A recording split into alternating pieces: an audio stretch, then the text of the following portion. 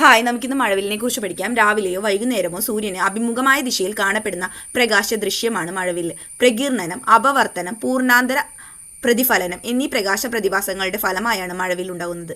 മഴവില്ലിന്റെ ഏറ്റവും മുകളിൽ കാണപ്പെടുന്ന നിറമാണ് ചുവപ്പ്. മഴവില്ലിന്റെ മധ്യഭാഗത്ത് കാണപ്പെടുന്ന നിറം പച്ചയാണ്. മഴവില്ലിന്റെ ഏറ്റവും താഴെ കാണപ്പെടുന്ന നിറം വയലറ്റ് ആണ്. മഴവില്ലിന് ചുവപ്പ് നിറം നൽകുന്ന കോൺ 42.8 ഡിഗ്രിയാണ്. മഴവില്ലിന്റെ വയലറ്റ് നിറം കാണപ്പെടുന്ന കോൺ 40.8 ഡിഗ്രിയാണ്. എതിർദിശയിൽ, അതായത് രാവിലെ പടിഞ്ഞാറും വൈകുന്നേരം കിഴക്കു ഭാഗത്തുമാണ് മഴവില്ല് കാണപ്പെടുന്നത്. ഉച്ചസമയത്ത് സൂര്യനിൽ നിന്നുള്ള ലംബരശ്മികൾക്ക് അപവർത്തനം നടക്കാത്തതിനാൽ മഴവില്ല് ഉണ്ടാകുന്നില്ല. ഭൂമിയിൽ നിന്ന് നോക്കുമ്പോൾ മഴവില്ല് വൃത്ത ചാപത്തിലാണ് കാണപ്പെടുന്നത്. വിമാനത്തിൽ നിന്ന് നോക്കുമ്പോൾ മഴവില്ല് വൃത്താകൃതിയിലായിരിക്കും കാണപ്പെടുന്നത്. വളരെ അപൂർവമായി കാണപ്പെടുന്ന ഒന്നാണ് രണ്ട് മഴവില്ലുകൾ.